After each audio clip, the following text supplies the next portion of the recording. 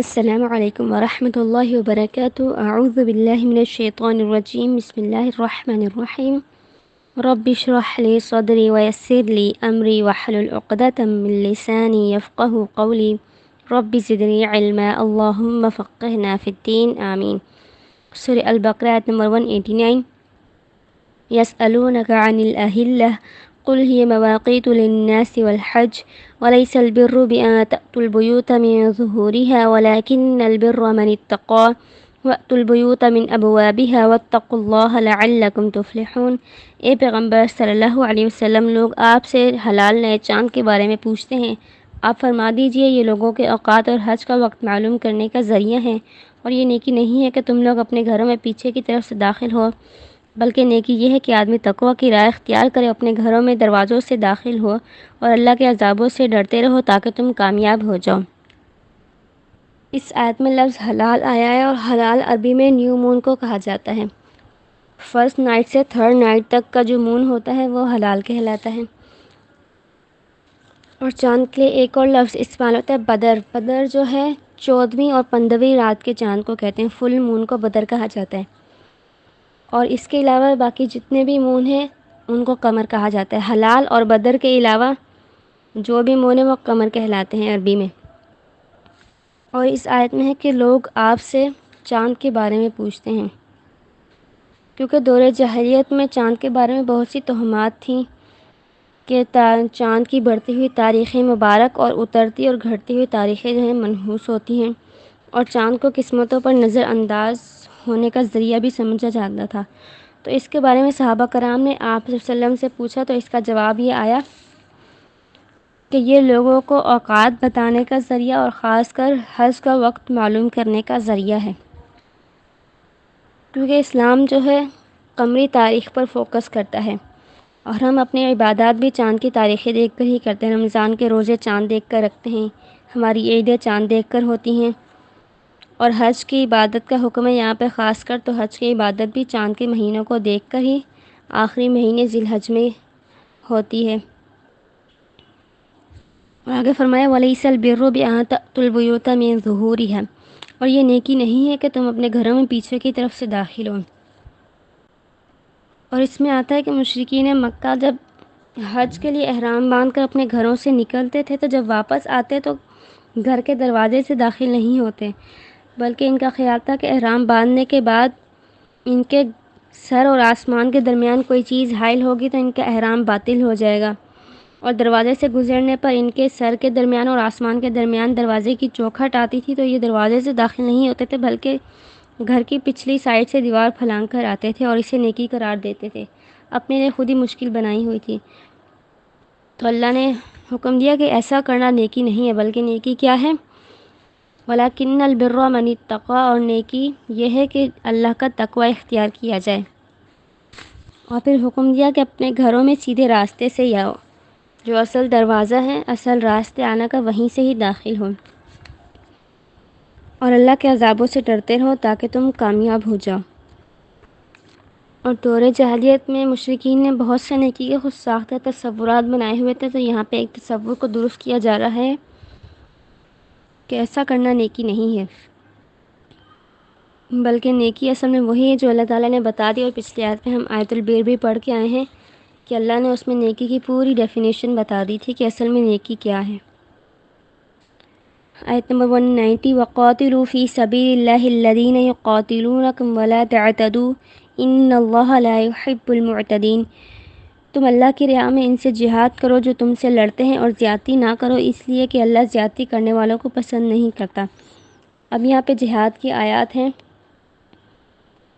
کہ فی سبیل اللہ لڑنا کیوں ہوتا ہے؟ شرک کو مٹانے کے لیے، اللہ کی کائنات میں اس کی توحید کو پھیلانے کے لیے، توحید کا پرچم لہرانے کے لیے یہ جہاد کیا جاتا ہے، اور اس میں ایک مسلمان مومن اللہ کے لیے لڑتا ہے، اس میں اس کا اپنا کوئی مفاد شامل نہیں ہوتا۔ اور یہاں پہ کیا بتایا کہ ڈائریکٹ لڑنے کو نہیں کہا کہ جاؤ اور مشرکین سے جہاد کرو، بلکہ ان سے جہاد کرو جو تم سے لڑتے ہیں، جو تم سے لڑنے آتے ہیں تم ان سے لڑو، کیونکہ اسلام جو ہے پرامن دین ہے اور امن کا ہی درس دیتا ہے۔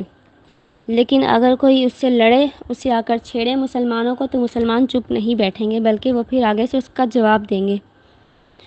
اور یہاں پہ طریقہ بھی بتا دیا کہ اللہ کے راہ میں کیسے لڑنا ہے۔ لا تعتدوا، حد سے نہ بڑھنا، کہ زیادتی نہ کرنا، کہ جنگ کے دوران عورتوں، بچوں، بوڑھوں کو نہ مارنا اور لاشوں کا مسئلہ نہ کرنا۔ اور حدیث میں آتا ہے کہ نبی کریم صلی اللہ علیہ وسلم جب بھی کوئی لشکر بھیجتے تو خاص طور پر ان کو تاکید کیا کرتے تھے کہ مسئلہ نہ کرنا، غلول نہ کرنا، بدعہدی نہ کرنا، کسی بچے کو قتل نہ کرنا، عورتوں، بوڑھوں، بیماروں اور گرجاؤں میں موجود عبادت گزاروں پر ہاتھ اٹھانے سے منع کیا کرتے تھے، اور حکم دیتے تھے پہلے صلح کا پیغام دینا کہ اسلام لے آؤ، پھر اگر یہ نہ مانے تو پھر جزیہ دو، اگر وہ بھی نہ مانے پھر جنگ کرنا۔ اور زیادتی کرنے سے کیوں منع کیا؟ کیونکہ ان اللہ لا يحب المعتدین، کہ اللہ زیادتی کرنے والوں کو پسند نہیں کرتا۔ آیت نمبر 191، وَاقْتُلُوهُمْ حَيْثُ ثَقِفْتُمُوهُمْ وَأَخْرِجُوهُمْ مِنْ حَيْثُ أَخْرَجُوكُمْ وَالْفِتْنَةُ أَشَدُّ مِنَ الْقَتْلِ وَلَا تُقَاتِلُوهُمْ عِنْدَ الْمَسْجِدِ الْحَرَامِ حَتَّى يُقَاتِلُوكُمْ فِيهِ فَإِنْ قَاتَلُوكُمْ فَاقْتُلُوهُمْ كَذَلِكَ جَزَاءُ الْكَافِرِينَ۔ اور تم انہیں جہاں پاؤ قتل کر دو، انہیں وہاں سے نکال دو جہاں سے انہوں نے تمہیں نکالا تھا، اور فتنہ شرک تو قتل سے بھی زیادہ سنگین ہے۔ اور مسجد حرام کے پاس ان سے لڑائی نہ کرو یہاں تک کہ وہ تم سے وہاں لڑائی میں پہل کریں، بس اگر وہ تم سے لڑائی میں پہل کریں تو تم بھی انہیں قتل کرو، کفار کی یہی سزا ہے۔ اس آیت میں ہے تم انہیں جہاں پاؤ قتل کر دو، یہ مشرکین کے بارے میں ہے، اور یہ عام روٹین میں نہیں ہے کہ عام تمہیں کہیں بھی مشرک یا کافر نظر آئے تو اسے قتل کر دو، بلکہ میدان جنگ میں حکم ہے، میدان جنگ میں تمہیں جہاں کہیں مشرک کافر نظر آئے تو انہیں قتل کر دو، اور انہیں وہاں سے نکال دو جہاں سے انہوں نے تمہیں نکالا ہے۔ یہ آیت فتح مکہ کے بعد نازل ہوئی تھی، کیونکہ ہم نے سیرت میں یہ پڑھا ہے کہ جب مسلمان مکہ میں تھے تو مشرکین نے ان پر بے انتہا ظلم کیے تھے اور ان کو ہجرت کرنے پر مجبور کر دیا تھا۔ اس وقت تو انہیں بدلہ لینے کی اجازت نہیں تھی بلکہ درگزر کرنے کی تھی، لیکن جب مسلمان مدینہ آئے اور ان کی ریاست مضبوط ہو گئی تو پھر ان کو اجازت ملی کہ اب وہ اپنا بدلہ لے لیں، اور پھر مسلمانوں نے بہت سی جنگیں لڑیں اور آخر میں پھر اللہ کے فضل سے مکہ کو بھی فتح کر لیا۔ پھر اس موقع پر اللہ تعالیٰ نے انہیں حکم دیا کہ انہیں مشرکین کو وہاں سے نکال دو جہاں سے انہوں نے تمہیں نکالا تھا، لیکن ہم سیرت میں پڑھتے ہیں کہ نبی کریم صلی اللہ علیہ وسلم نے فتح مکہ کے دوران عام معافی دے دی تھی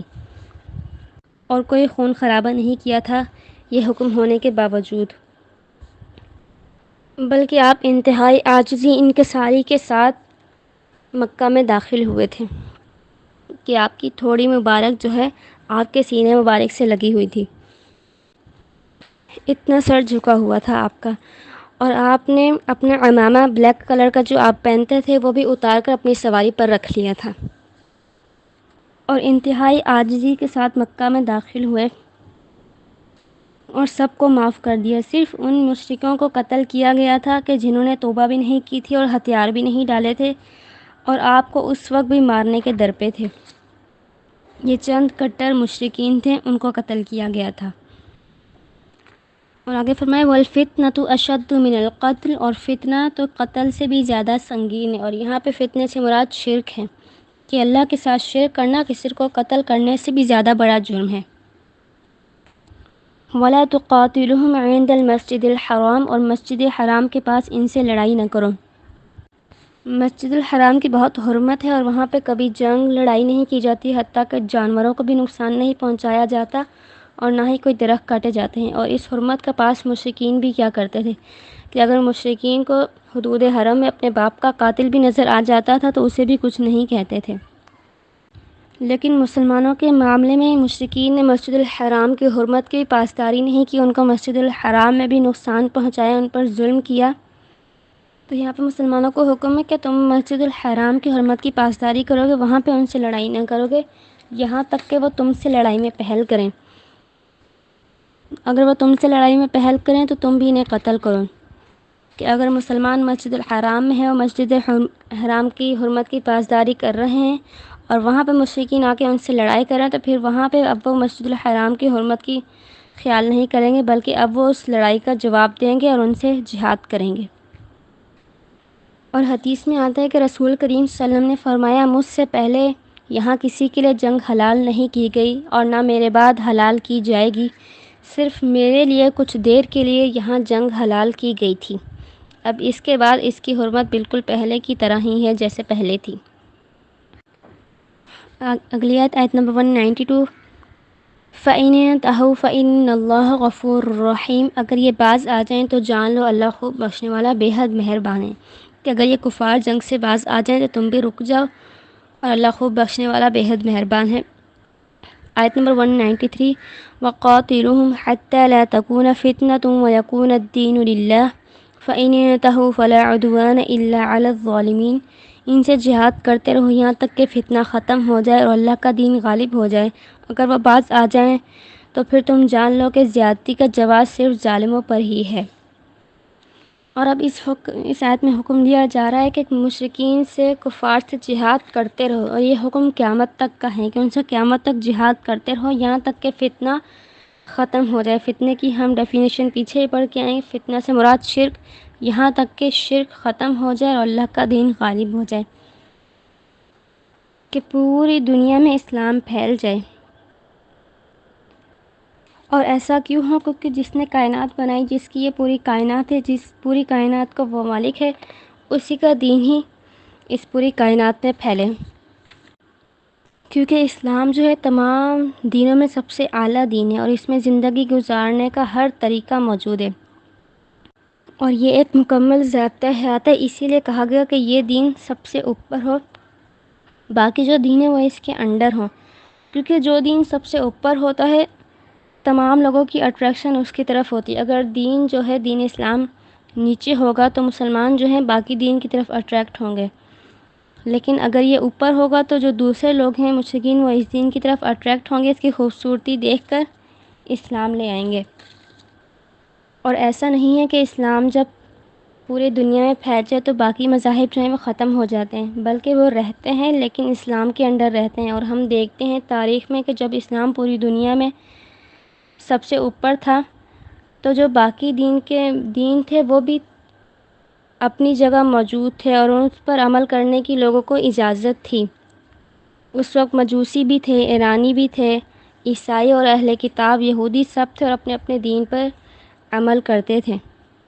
لیکن سپیریئر جو تھا وہ اسلام تھا۔ اور اس کے برعکس اگر ہم آج دیکھیں تو اسلام جو ہے غریب ہو گیا ہے، اس کے ماننے والے خود کو سوری مسلم کہتے ہیں اور اس پر عمل کرتے ہوئے شرمندگی محسوس کرتے ہیں اور باقی مذاہب کی طرف اٹریکشن محسوس کرتے ہیں، ان کے عقائد اور ان کے طریقے لینے میں فخر محسوس کرتے ہیں اور اپنے دین پر عمل کرنے میں شرمندگی ان کو محسوس ہوتی ہے۔ ان سب سے اسلام کی گلوری میں تو کوئی کمی نہیں آئی، وہ اب بھی اپنی جگہ پر چمک رہا ہے، اس کی عظمت ہے اور وہ غالب ہو کر رہے گا، کیونکہ وہ غالب ہونے کے لیے ہی آیا ہے۔ لیکن مسلمانوں کی حالت دیکھ کر ہمیں یہ سمجھ لینا چاہیے کہ اللہ تعالیٰ نے ایسا کیوں کہا ہے کہ ہر جگہ اسلام، اللہ کے دین کا غلبہ ہو جائے۔ اور آگے آئے فَإِنِ انتَهَوْا فَلَا عُدْوَانَ إِلَّا عَلَى الظَّالِمِينَ، اگر وہ باز آ جائیں پھر تم جان لو کہ زیادتی کا جواز صرف ظالموں پر ہی ہے۔ اب اس میں دو تفاسیر آتی ہیں کہ اگر وہ باز آ جائیں شرک سے تو تم رک جاؤ کہ اللہ اب ان کے گناہ بخش دے گا، اور اگر وہ مسلمان ہو جائیں، اپنے کفر اور شرک اور عقائد سے باز آ جائیں، پھر تم ان سے جنگ نہیں کرو گے۔ اور اس کی دوسری تفسیر کہ اگر وہ تمہیں اسلام سے روکنے سے، شرک اور فساد پھیلانے سے باز آ جائیں اور ذمہ بن کر رہیں تو پھر تم ان سے قتال نہیں کرو گے۔